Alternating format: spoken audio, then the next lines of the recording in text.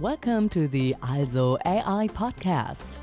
Discover the latest advancements in artificial intelligence through insightful discussions with industry experts. Each episode will bring a fresh perspective on AI and addresses the real-world challenges, opportunities, and interests you as an IT reseller might have or your customers could ask you about. Featuring experts from Also and leading vendors, we explore diverse insights on AI. Welcome to the Also AI podcast. I'm Frank Lutzke, your host. Together, we'll go on an exciting journey into the future. Each season, we dive deep into different aspects of AI, showing you real-world applications and their impact. Every episode offers new insights and tackles new challenges and questions you and your customers face. As a leading technology provider, Also is dedicated to exploring the latest trends and innovations, driving the future of technology. In this first season, AI Insight with Microsoft, we meet with experts from Microsoft and Also. And in today's episode, which is a bit special, today we have three guests, and together we explore a partner story with AI. Warm welcome to today's guests, Tom van den Noord from Hello, Lea Lipovsek from Microsoft, and Zuriel Neslo from Also. Tom, would you like to start? What drives you, and where are the aspects of AI in your company?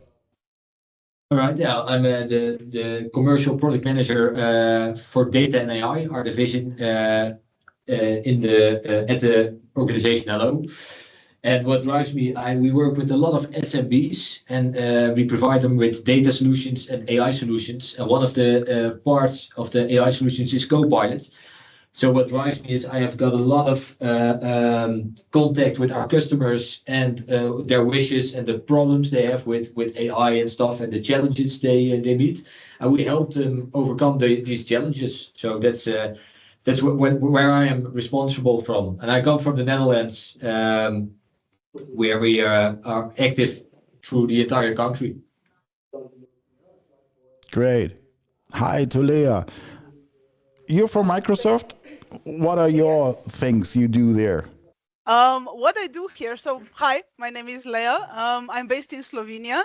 I come from Microsoft, and in Microsoft, I'm modern work and security go-to-market manager in EMEA region. So I work closely with Also, and I work closely with selected partners in the Western Europe region. In modern work, as we call it, Copilot is one of the focal points. So I'm super excited that I can be the driver of the innovation and the AI adoption in EMEA. Great. And now the last one of the three, Zuriel Neslo. Hi.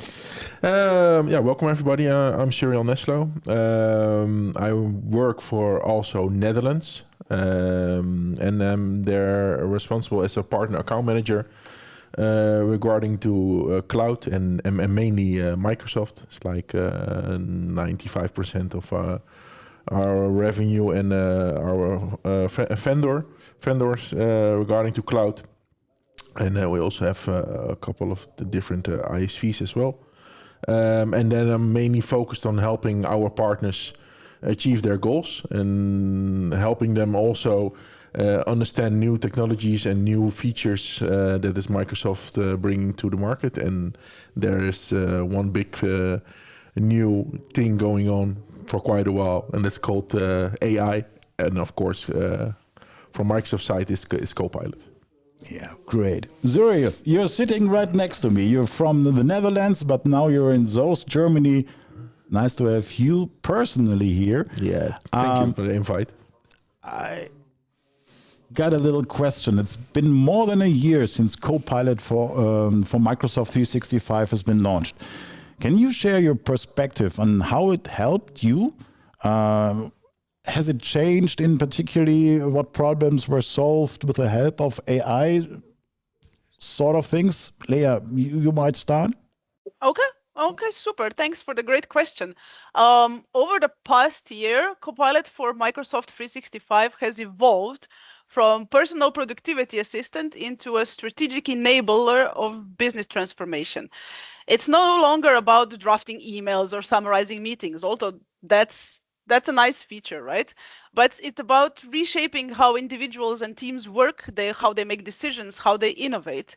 And one of the most immediate and universal problems that Copilot has addressed is time scarcity. So by automating repetitive tasks, Copilot frees time for high value work. This has been especially impactful in roles where context switching or information overload are daily challenges. And internally, we've seen Copilot drive tangible business value. For example, in Microsoft Sales, Copilot helped improve pipeline hygiene, accelerate deal velocity, and increase revenue per seller. And across the company, we use this thing called Microsoft Digital AI Value Framework, and we measure Copilot's impact on productivity, collaboration, and decision making. And to conclude my point, Copilot has catalyzed a broader cultural shift. So it's not just a tool, it's basically a conversation starter about what is possible with AI. Wonderful. So this was the answer from the vendor, the producer of Copilot. And now, Tom, you as a partner selling the software to other partners, what do you say to this? Yeah, I agree with Lea for most part. What I see is that Copilot helps me personally in various ways. It forms content for me. I make a lot of product content. So if Copilot helps me with that. So my productivity is much better than before. Besides that, I've got a lot of personally, I have a lot of appointments. I have a lot of calls from my car between appointments. And when I call and I have calls with my clients, I use Copilot to take notes. And before that, I just was in the car and just was calling with them. And I didn't take notes because I was driving, of course. But now Copilot does that for me. So it helps me personally to organize my meetings, also from the car without using my keyboard. But I see the value I take out of it. I also show my customers, and my customers also use it like that. So those are examples from things what I see happening the last year. Great. Zuriel, something to add from Also's side? Yeah, I hear both making valid points, and also things that I see in the work field when we're talking to partners about Copilot. For me, it's all about giving me tools to getting jobs done faster and easier. Things because also what Tom has mentioned. When you're in conversation with somebody, you always have to have a pen in your hand or a note to write down, and sometimes you get lost in making notes and actually having contact with the person. And Copilot has helped me in that way to be more engaged with the persons in conversations and automatically getting those notes afterwards. To make some important following ups, or just to have a little bit of total view of what has been mentioned, or what is important to keep in mind. Mm-hmm. So AI helps you to focus on the stuff you like to do, and let the AI do the stuff that. Yeah, that's I think it's not less important, but I think for most of my jobs is to have an interaction with people, and therefore I get more time and by this tool to have really an engagement with the person or with the company we are talking to. Yeah, great. Tom, Hello has been highly successful in driving Copilot customer adoption. Could you share with the audience your strategy and the activities you find most effective? Yes, of course.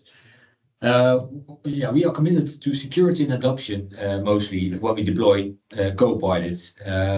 What's important that our customers use Copilot a secure way, because Copilot is like a search engine on steroids. It finds many data throughout SharePoint and Teams and stuff. And we want that if our customers use Copilot, that they don't create a data breach, for example. So we use scans and other tools and an adoption team to secure they start a secure way with Copilot. And the other thing we focus on is adoption. When you activate Copilot, some people think it's the holy grail and they can use it and it will help them immediately. We focus on the adoption part of Copilot. So if a client of ours wants Copilot, we want to know how that business works, what their strategic goals are, which departments they have, and if we look at that, then we advise them how to use Copilot efficiently to help them achieve their goals. So you take your customers by the hand and show them not the obvious benefits, but also the benefits behind the curtain. Yes. But also looking at who is our customer, how do they work, and if we know that, then we look back to the technology Copilot. How can Copilot help that customer? Instead of just activating it and let them run freely, because you have to inform them how to use it. It's very important, because if you do that, then you achieve a better productivity with their people. If you let go and they have to figure it out themselves, then we see that people are not using Copilot correctly sometimes, or not using it at all. And that doesn't benefit our client, but also the people who work there. So we want to help them achieve their business goals with Copilot. Can you give examples on how Copilot can be used in different industries, such as healthcare, finance, or education? For example, the education sector, Copilot can help convert learning material to students to the students' learning style. If you have got learning content, digital books or something, put them, for example, in SharePoint. Ask Copilot to look at that learning content and create and recreate the content to a visual style of learning content, for example, so it fits the employee's way of learning, or the student's way of learning. That's an example how you can use Copilot to achieve a business goal. Tom, I got another question. Have you noticed any patterns among users who are more likely to start using Copilot? For example, are certain job functions more inclined to adopt it? Yeah, I see many people in commercial positions, such as account managers, using Copilot more and more. They use it, for example, to prepare customer meetings. So they summarize the latest contact moments they had with their customer by asking Copilot, look at my mailbox. Summarize my mail contact with this specific customer for the last few weeks. And with that information, he goes to the appointment. So he's more prepared to go in that appointment. The other thing I already mentioned earlier was, for example, they use it, a commercial employee works a lot from his car because he goes to his customers. And before there was Copilot, he couldn't take notes when he was driving his car. Now Copilot can help him with that. So at the end of the day, when he does his administration, he can look at the notes Copilot took from all his appointments he did from his car, so he can be more efficiency. He can be more effective for his clients because he doesn't have to remember everything. Copilot remembers it for him. So that's a benefit we see when we look at commercial positions in the companies we serve. Yeah, absolutely. I think it's quite interesting to see more and more things open up that can be done with AI and save time and do things better. Lea, what industries are leading in AI adoption? What do you think are the reasons behind this? There are actually several industries, and they are quite distinct and have their own reasons. So if we think about healthcare, In healthcare, AI is transforming diagnostics, patient care, drug discovery, and from predictive analytics in patient monitoring to AI-assisted radiology, for example, the healthcare organizations are leveraging AI to improve outcomes and to reduce costs. And if we flip the coin and look into financial services, for example, which are also leveraging AI heavily, they're using it for fraud detection, for risk modeling, for personalized financial services. The sector's data-rich environment, and on the other side, regulatory pressure to improve transparency and efficiency make it quite a natural fit for the AI.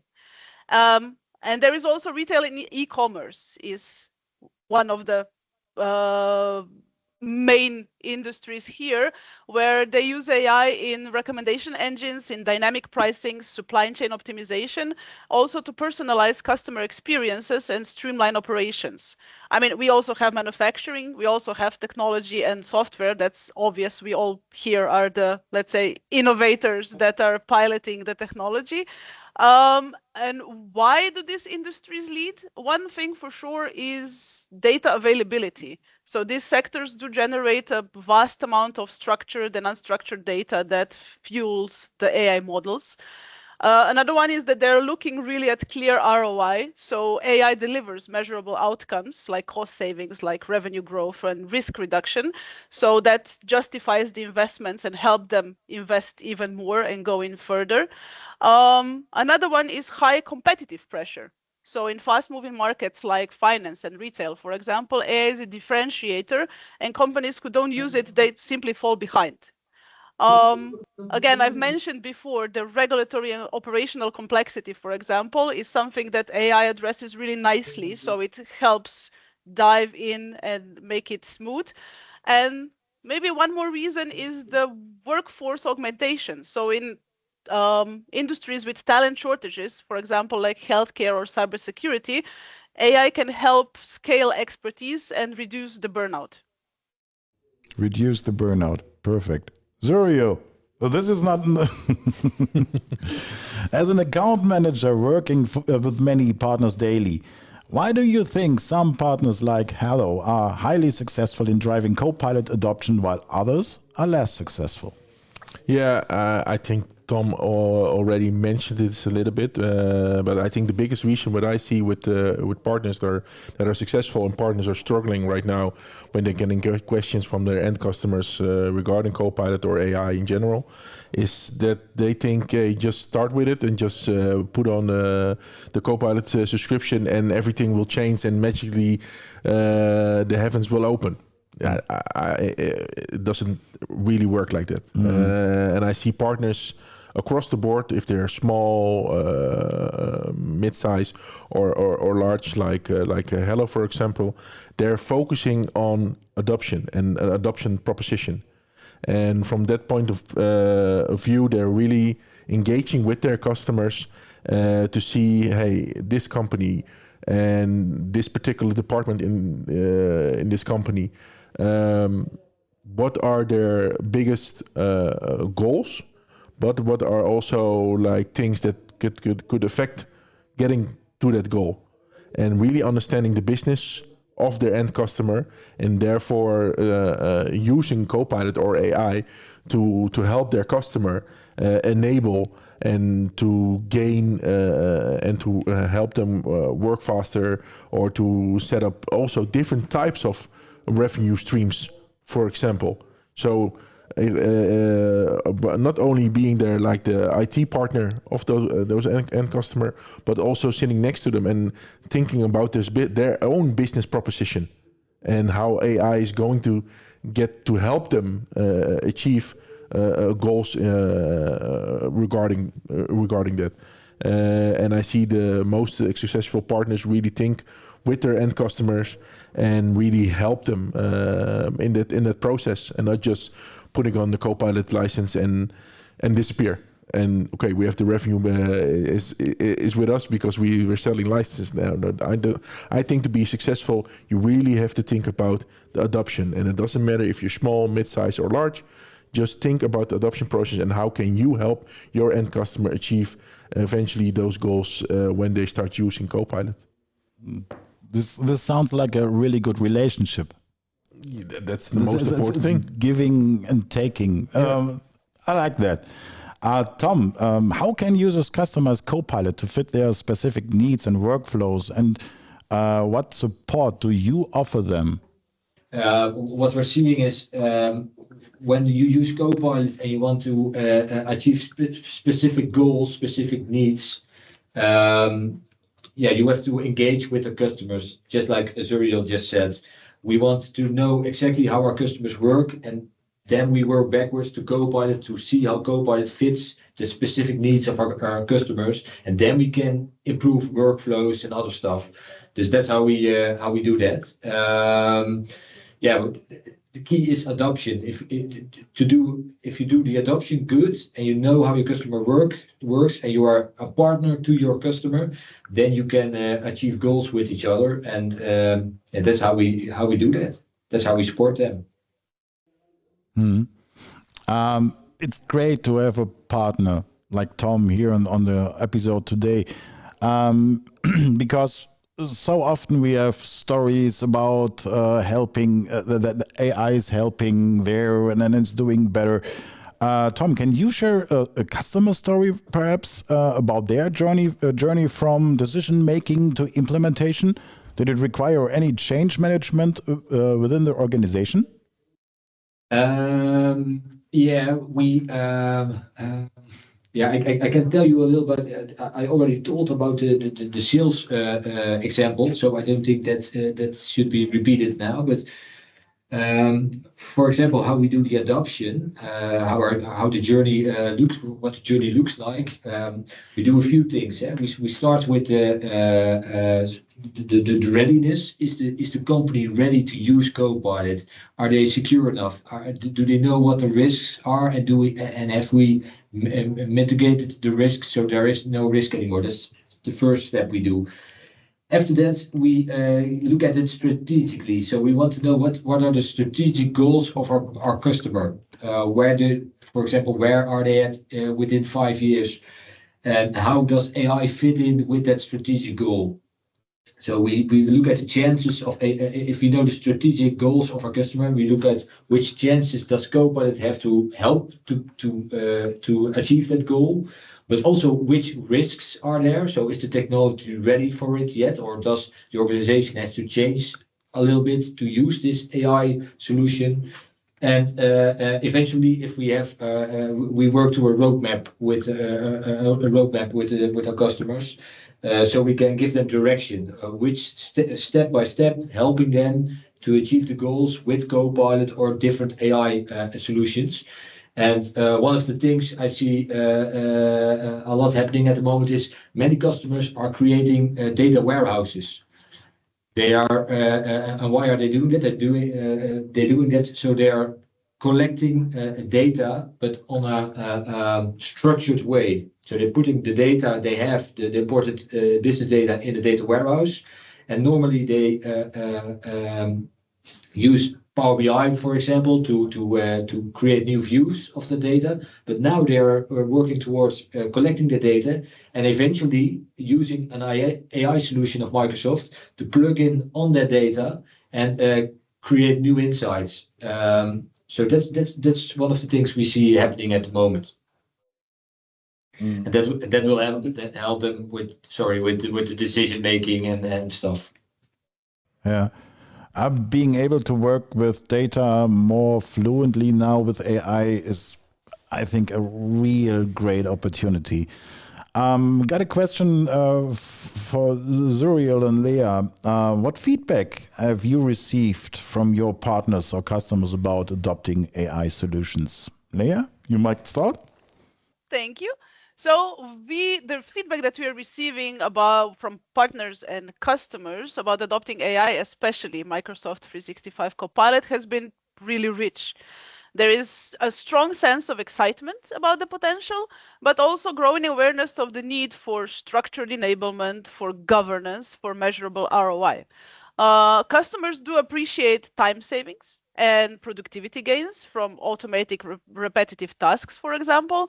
The security and compliance built into Microsoft's AI stack, And the tailored workshops and getting started offers that help them move from curiosity as such to value realization. And internally, we are using Copilot ourselves, obviously, to learn to improve the product. And this feedback loop from our between product teams and field sellers and customers is helping us really involve Copilot in real time. Great. Zuriel? Yeah, I actually have 2 points regarding feedback, and then mainly from our partners, of course, because that's the point of where I'm coming into this channel. Partners are really keen on getting more use cases, and particularly in various work fields. So, okay, for example, how can you show me? And that's like a question towards but also a question towards Microsoft. Can you show us use cases in the financial sector? Can you show us use cases in the healthcare sector? And I think it's very important that we show those cases and use cases towards our partners, and then our partners can use this cases to their own end customers, where they are divided to various of businesses, and help them and learn them how to use Copilot and AI and enable those end customers in achieving those goals. So I think that's a very strong feedback that we received the last 12 months. And luckily I see those use cases coming more and more. Also, we have to create them themselves by ourselves, but also Microsoft is helping us in showing those use cases. And then the other thing is, I think also a hot topic is security. How is the security set up when we start using Copilot, or better yet, before we start using Copilot? Of course, everybody heard the story about the salary of the director. That's the first thing that people will start looking up if security is not being done properly. That's also a big point. That's the really good thing. The last thing, the salary of the big boss. Have your customers expressed concerns about data privacy? If you hear a story about the salary of the boss and the small one can look after it, if so, how have you addressed them? Yes, we always address security to our customers. If they do not express their own concerns about it, we do it for them. We tell them about it. But a lot of our customers do have some. They read news articles and stuff. So they sometimes read stuff about AI that looks dangerous. So they ask us those questions. For okay, well, what's the impact of Copilot at my organization? What risks do we have if we implement it? And so most of our customers are aware of that. And they've got different reasons why. Most of all, they don't want their business information leaking out through Copilot to the wrong people. But also they don't want the information of their customers leaking out, so they can they don't want to take those risks. Thanks. Lea, how does Microsoft ensure the security and privacy of users' data? Oh, this is a good one and really close to heart. We take great pride in what we do in terms of security. So when we talk about Microsoft 365 Copilot, it is built on the same enterprise-grade security, privacy, compliance framework that underpins all Microsoft 365 services. And that includes compliance with key regulations such as GDPR or EU data boundary and so on. Copilot does not use your prompts, responses, organizational data to train the underlying large language model. Your data is never shared with other customers, and Microsoft does not use it to improve foundation models unless your organization explicitly opts in. So that is not a negotiation. It's really, really strictly our policy. Copilot can only access the data that you already have permission to see, like your emails, documents, meetings, chats via Microsoft Graph. And it uses this context to generate responses, but it doesn't store or expose data beyond your session. We have multiple layers of protection, such as encryption, the transport layer, security, authentication, authorization, tenant isolation. So really making sure that your data stays with you. And the admin in Copilot can manage data sharing settings, they can monitor usage, enforce policies through Microsoft Purview or other compliance tools. And features like dynamic watermarking or on-demand classification or endpoint data loss protection can help organizations to maintain control over sensitive content. So really, we do a lot to make sure that it's a secure solution, that you don't have to worry about this one. And this is great to hear. We've been hearing a lot about Copilot agents recently. For those who aren't familiar, could you summarize, Lea, what agents are and explain how you think they will impact the adoption of AI solutions? Oh, this is a super exciting one. You may think as Copilot agents as the evolution of AI in the workplace. So when Copilot itself is a powerful assistant that helps you with tasks like summarizing emails, drafting documents, agents are specialized AI tools designed to handle specific business processes or workflows, often even autonomously. So they can automate repetitive tasks like scheduling or data entry. They can analyze large volumes of data. They can make decisions based on real-time inputs, or they can act independently to complete multi-step processes. Obviously, we have developed agents of our own as well, and in April, recently, we have launched several of them, such as Researcher, which is a reasoning agent that gathers, synthesizes insights from both internal and web data to produce really detailed and useful reports. Another one is Interpreter, that provides real-time translation in Teams meetings. It's super valuable. Project Manager, that helps planning in task execution in Planner tool, or employee self-service agents that helps with HR or IT policy queries in business chat. And these agents are being already used internally and by customers to reduce their manual work, to improve decision-making and scale operation. And they're really a game changer because they can lower the barrier to entry. So you don't have to be a developer to use the benefit of the agents. They solve problems super fast. For example, automating onboarding or customer service workflows. They can scale with your business. So you can start with out-of-the-box agents that are already prepared. You just click and you start using it. And then gradually you can build custom ones using the Copilot Studio. And also they can empower every employee. So if I quote the Work Trend Index of 2025, it puts that we are entering in the era of agent boss, where every employee can delegate work to an AI agent and focus really on high value tasks. And to be a bit visionary with this one, because it's really there are so many opportunities. We're moving toward a world where human-agent collaboration becomes basically the norm. These hybrid teams will be more agile, more scalable, more capable of delivering innovation at speed. So it's not about replacing people, really. It's about amplifying human potential with intelligent support. So, this potential on the street, Zuriel, how does also support their partners in adopting AI solutions? This is a very important part, I think, because we can start telling them, hey, you have to use Copilot, you have to sell it towards your end customers, but how are they going to do that? So, for example, we are giving workshops towards our partners. We have like more sales-orientated workshops. We have more technical-orientated workshops. Telling our partners what are the possibilities with Copilot, what's the technical side behind Copilot, how they can use it themselves, but of course, how they can use it towards their end customers and telling their end customers what they can achieve with Copilot. And we also work together with our partners.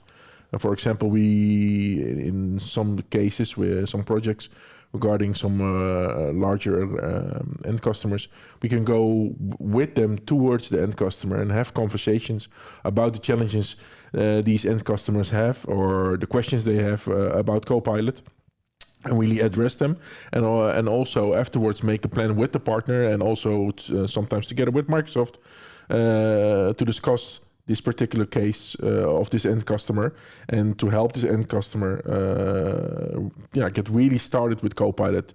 Of course, there's the adoption side that's very important, but also sometimes there are particular projects that they're in a need to have more information and more conversation before they get started with Copilot. But I think also one thing that we must not forget if we talk about partners and Microsoft, and we as the distribution between those two parties, is it profitable for our partners to start selling and telling their end customers about Copilot? And I think that's also something very important to show towards our partners, and for example, telling them, hey, what type of promos they're currently running regarding Copilot. For example, right now there is like a 15% promo for Copilot. It's important to mention it only starts when you start new Copilot licensing, and you have to start with at least 10 licenses or subscriptions, and then you get a 15% discount of your net buying price from also. So that's also important to give this information towards our partners, because it has to be profitable as well for them to put their time and energy and focus on it. To see the benefits for a partner, to see the benefits of a product helps them dramatically sell the product to the end customer. AI is evolving so dramatically fast. Lea, I know that it's a little bit hypothetical, but what future enhancement of features can users expect from Microsoft 365 Copilot in the coming months? The first one is definitely that agents are going mainstream. You can also expect a more seamless Copilot experience across Outlook, Teams, Excel, and Word. For example, AI-generated meeting notes will now be saved directly into CRM systems from Teams, or pre-meeting insights will be enhanced from AI-powered summaries and action recommendations, or data reconciliation in Excel is being automated, especially for finance team. So things helping even more the users. Furthermore, Copilot is becoming more powerful on mobile. So voice-to-document features in Word on iOS let users narrate ideas that Copilot turns into structured content, for example, or image analysis that allows users to upload a photo and ask Copilot to describe it or get extracts from it. Audio narration lets users hear Copilot responses read out loud, which is great for multitasking and accessibility, for example. We are also continuing to roll out Copilot in more languages, more geographies, including support for frontline workers, for SMBs, for nonprofit organizations. And this includes broader access and inclusivity across industries and across roles.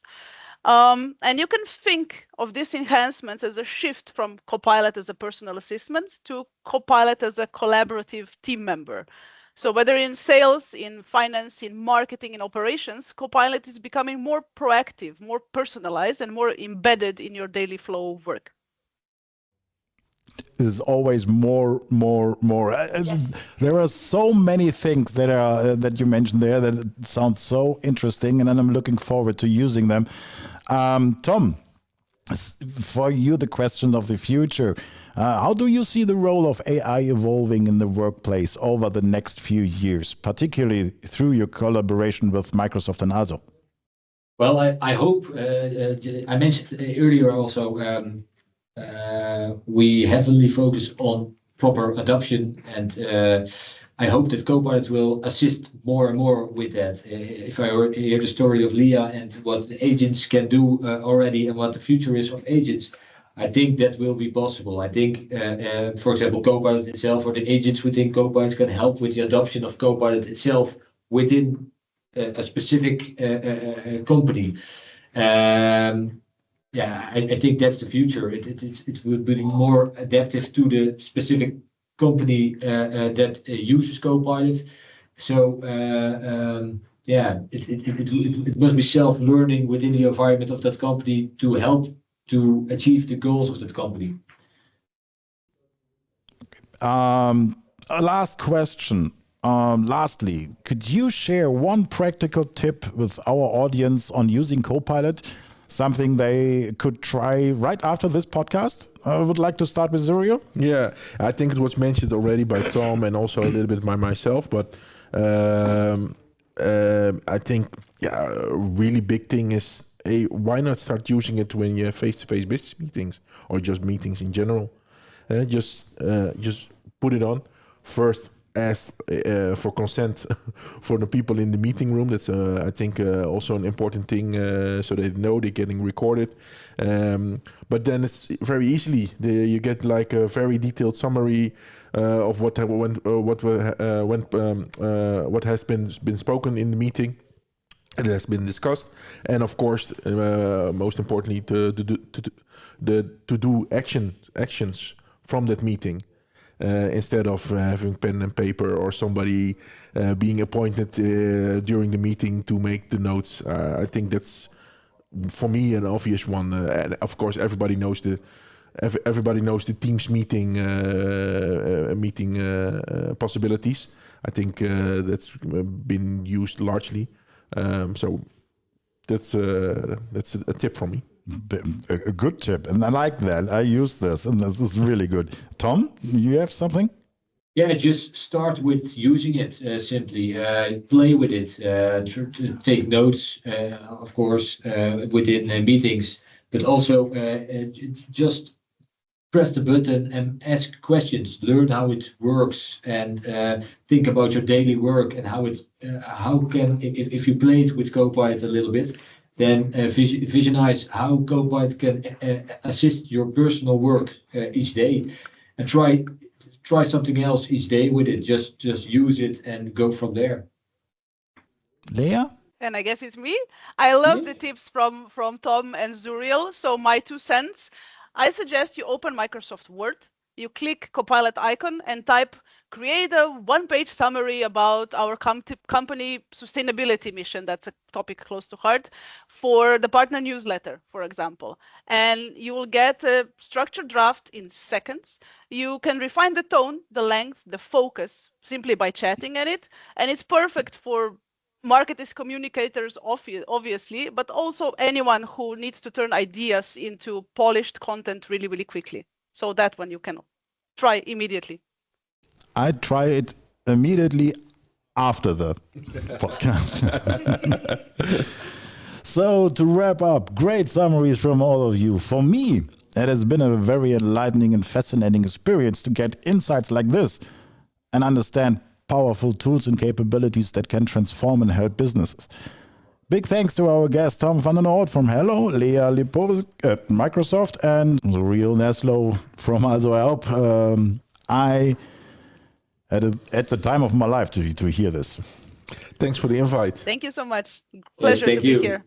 I hope today's insights have been both thought-provoking and practical for your future endeavors. Whether you're an IT reseller or just curious, I hope this episode has inspired new ideas and perspectives. Feel free to share your thoughts and ask us questions. All links, products details and further resources can be found in the show notes and on the website. Thank you for tuning in to Also AI Podcast and the season AI Insights with Microsoft. My name is Frank Lutzke, your host. Stay curious, stay informed, and join us next time. Also AI Podcast. Whether you're an IT reseller or simply curious, we hope today's episode has inspired new ideas and perspectives. The conversation continues beyond this episode. Share your thoughts and ask your questions. For more resources, links, and product details discussed today, don't forget to check out our show notes and visit our podcast website.